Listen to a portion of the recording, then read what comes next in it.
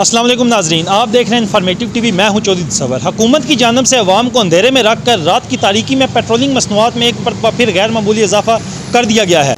Petrol की कीमत 24 रुपये 3 पैसे, डीजल 59 रुपये 16 पैसे, जबकि मिट्टी का तेल 29 रुपये 49 पैसे बढ़ा दिया गया है। शहर समेत जिला भर में पेट्रोल की कीमत 234 रुपये फ़ी लीटर वसूल की जा रही है। पेट्रोलिंग मसनूआत महंगी होने से महंगाई का एक और नया तूफ़ान बरपा हो गया है, जिससे गरीब और मुतवस्सित तबका महंगाई की इस लहर में शदीद मुतासिर होगा। अशिया खुर्दनोश की कीमतें पहले ही आसमान से बातें कर रही हैं, अब मजीद महंगाई में इजाफा होगा। इसके साथ साथ गाड़ियों के किराए में भी गैर मामूली इजाफा कर दिया गया है। ट्रांसपोर्टर्स की जानिब से मजीद किराए बढ़ाने का खदशा है। शहरियों का कहना है कि सर अगे पवाईदा सी लीटर पेट्रोल पवाईदा सी, हुण दे लीटर 50 रुपये का पवाईदा है।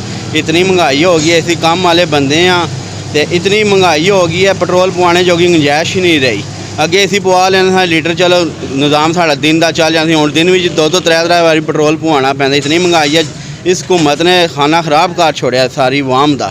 अगे जी इमरान खान की हुकूमत सी, अगे महंगाई हो गई इन्हों को कि कंट्रोल हो गई है महंगाई। मेहरबानी करो शहबाज शरीफ साहब, कोई महंगाई को कंट्रोल करो। अगू थोड़ा इलैक्शन हो, बंदा वोट थानू पावे। इतनी महंगाई होगी, हर बंदा रोज़गार होया इतना परेशान है, काम काज है कोई नहीं सी। आपू मजदूरदार आदमी आ, काम करन जाने आ, सानू आम इतनी चीज़ां महंगी हो गई, सानू आम खुद नहीं पैसे देंदी।